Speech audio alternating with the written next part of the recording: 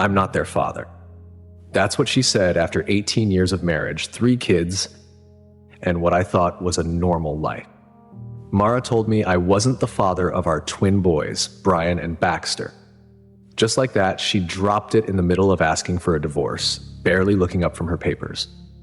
I remember the way she said it, calm and businesslike, like she was discussing a grocery list. But the words hit me harder than anything I'd ever heard. We were sitting in the living room. She'd asked me to come home early, saying she needed to talk. I figured she wanted to argue about something small, like the late hours I'd been keeping at work. Instead, she launched right in, telling me how she'd thought about it for a long time and that this divorce was the best thing for her and, according to her, our daughter Jessica. She made a point of saying, our daughter, not our kids. I didn't really understand where she was going with that, not at first. I mean, who expects to find out something like that after nearly 2 decades together? But then she sighed, that long, tired sigh of hers, and said it again. You don't have to worry about Brian and Baxter after this, John.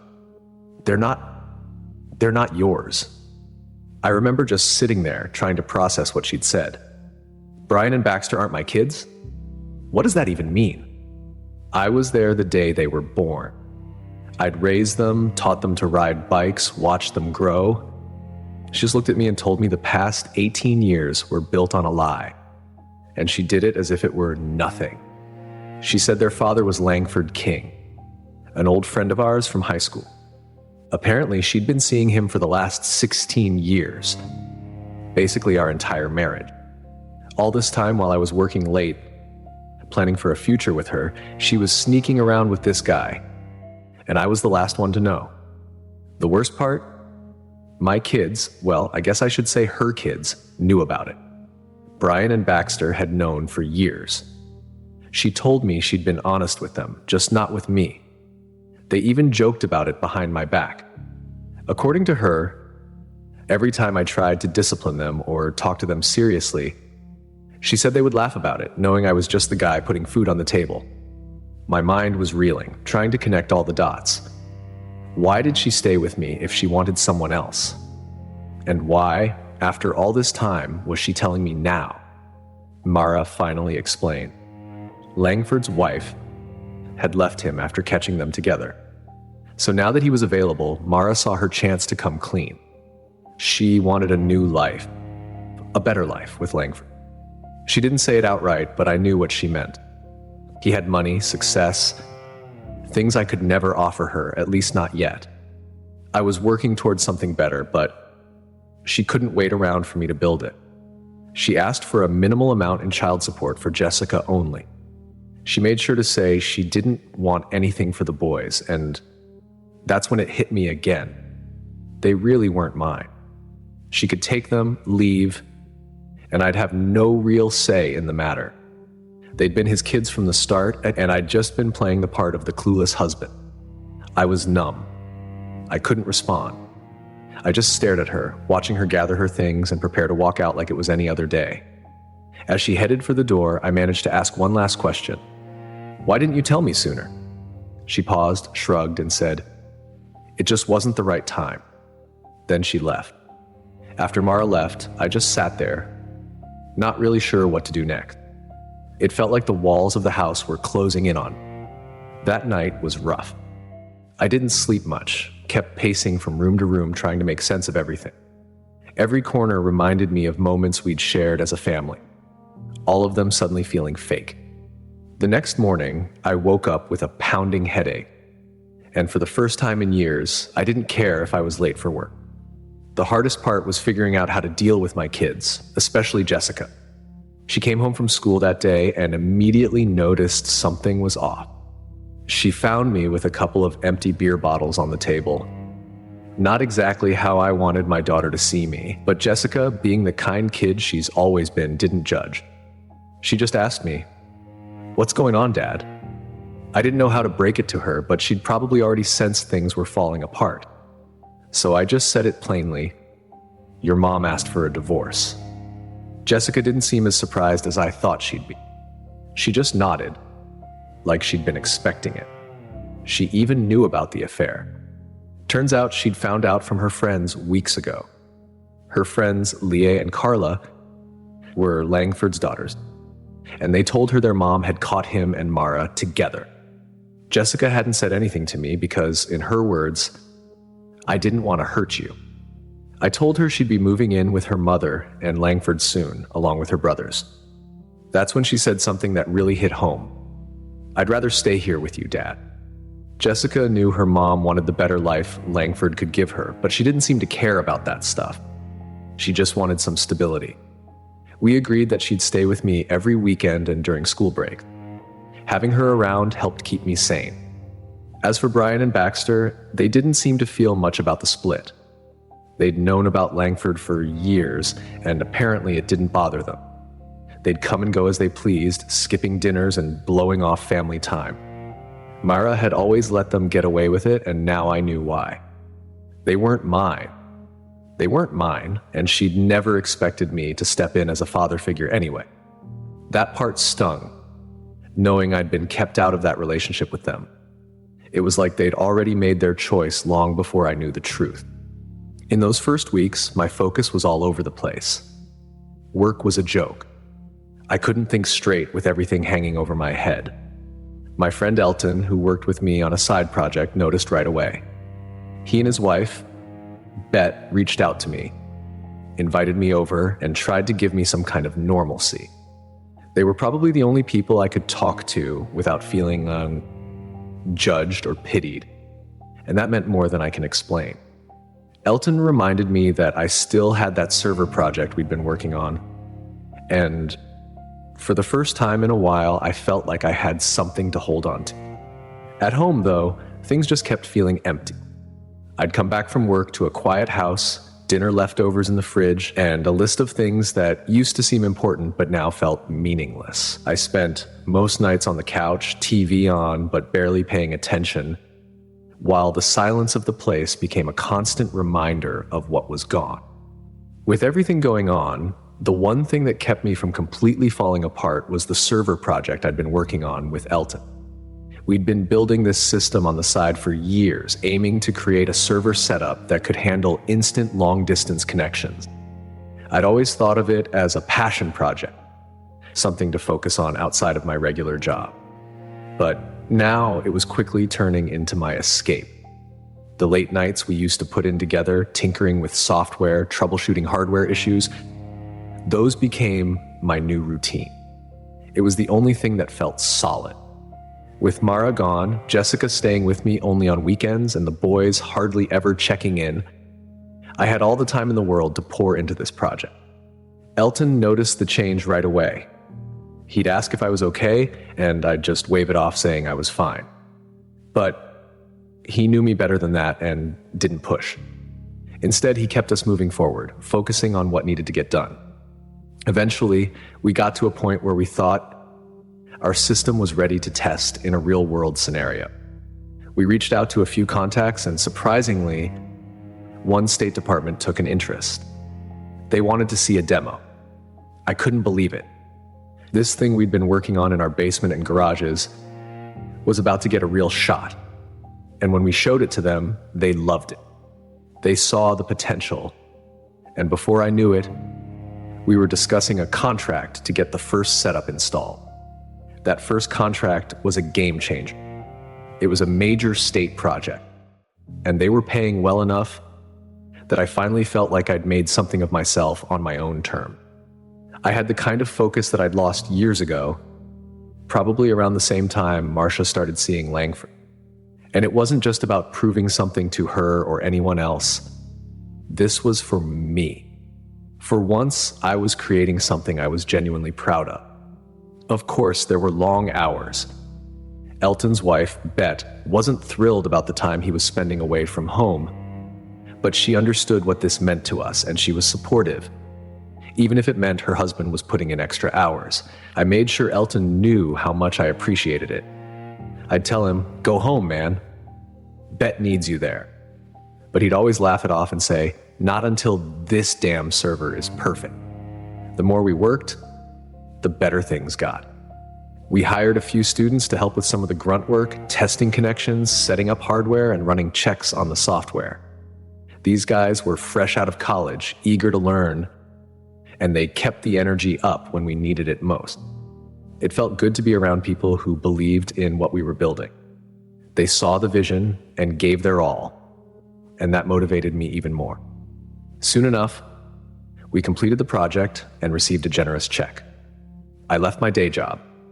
For the first time, I felt like I had real control over my life. The server project wasn't just a job or a distraction anymore. It was a turning point.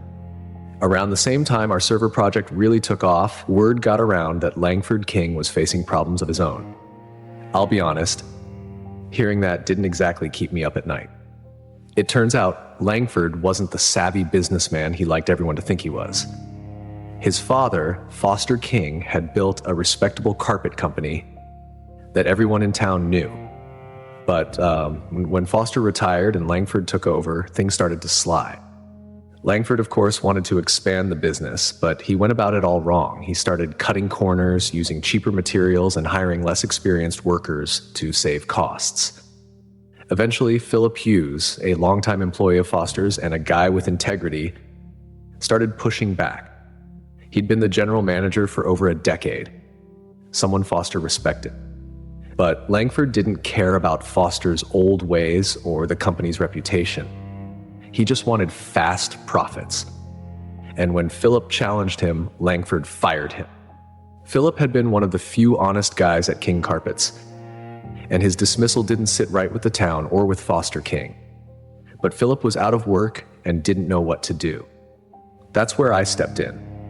By this point, the server project was pulling in good money, and I could finally afford to take a few risks. Elton and I decided to help Philip set up his own carpet business. We provided the initial investment, and Philip took care of the rest. He knew the ins and outs of the carpet industry, and all he needed was a chance. We launched Empire Carpet, setting up shop in town not too far from King Carpets, and Philip was determined to do it right. He hired skilled workers, sourced high-quality materials, and offered fair prices. Within months, Empire Carpet was turning a profit. Customers were coming to us because they trusted Philip, and they knew we weren't cutting corners like Langford was. Empire Carpet was everything King Carpets used to be before Langford took over. Meanwhile, Langford was bleeding money.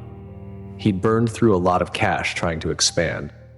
But without Philip's experience and reputation backing him up, things just kept getting worse.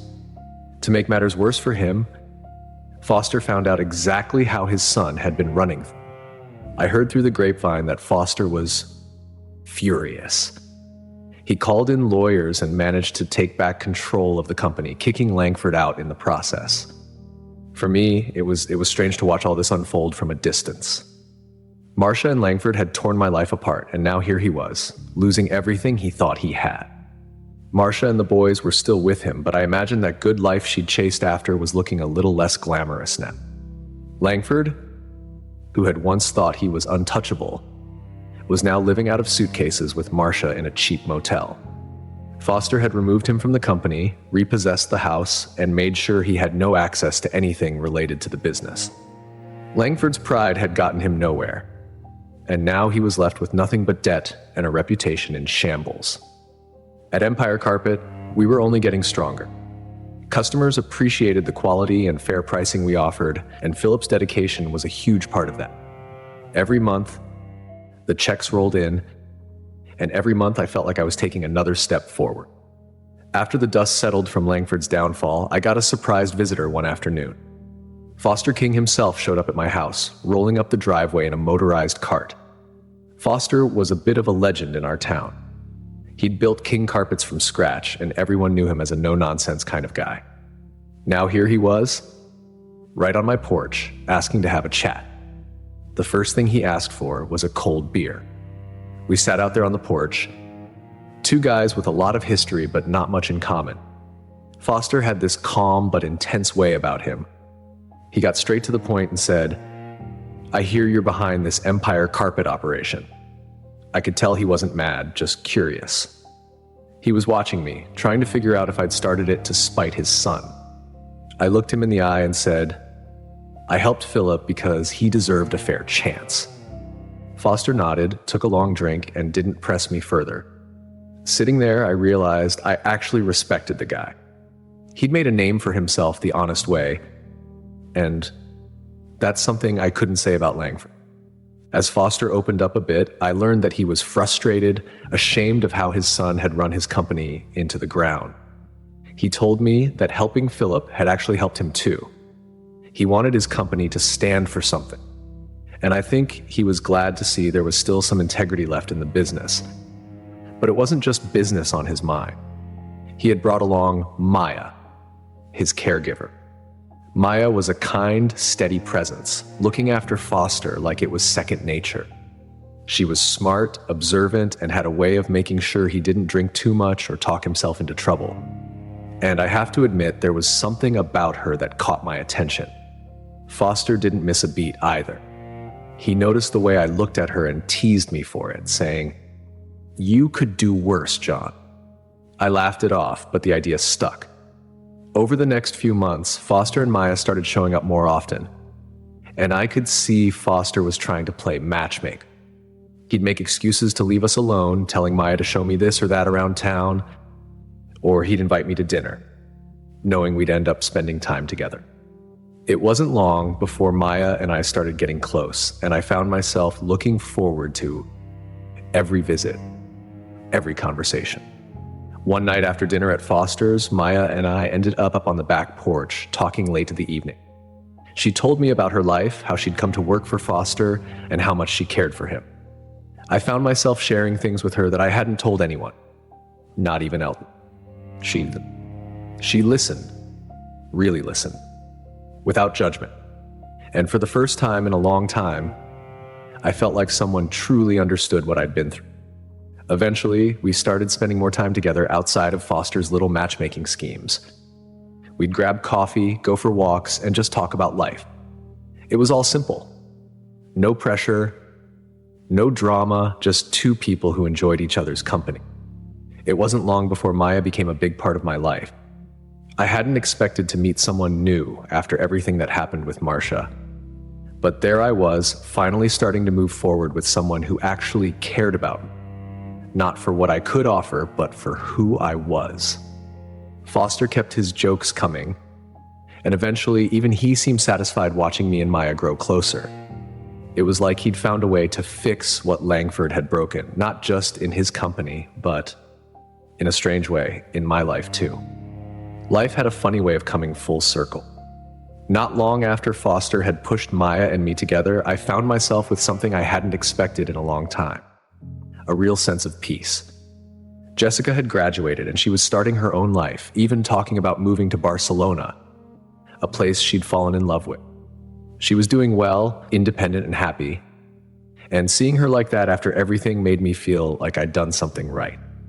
The business was thriving too. Elton and I had built something solid with the server project, and it was expanding faster than we'd imagined. We even started getting calls from out-of-state clients, which meant I was traveling a lot. I used to dread the quiet when I'd get back home after each trip. But things were different now. The house didn't feel so empty anymore. Maya had started staying over more often, and gradually her presence turned the place from a reminder of loss into something that actually felt like home again. One day, out of the blue, Foster asked me to be a witness for his will. He'd always been a straightforward guy, so I wasn't surprised that he wanted everything in order. He left his estate to his granddaughters, but he left his house, the one he lived in by the ocean, to Maya, on the condition that she had to be married within a year of his passing to inherit it. Foster had always been big on family, and I think he wanted to make sure Maya was taken care of. We laughed about it at first, but it got me thinking about what I wanted for the future. A few weeks later, Maya told me she was pregnant. I'll admit, it took me by surprise. After everything that happened with Marcia and the boys, I never thought I'd be in this place again. But this was different. This wasn't about holding on to something broken or trying to make things work with someone who didn't want the same things as me. This was a fresh start with someone who had been by my side through thick and thin, even when she didn't have to be. Before I knew it, I was moving into Foster's old house with Maya, and we were getting ready to start our own family. I'd never expected any of this, and in some ways, I think that's what made it all feel so right. The business was running smoothly, Jessica was doing great, and for once, I didn't have to question if I was where I was supposed to be. Life had a way of surprising me, but for the first time, those surprises were good ones.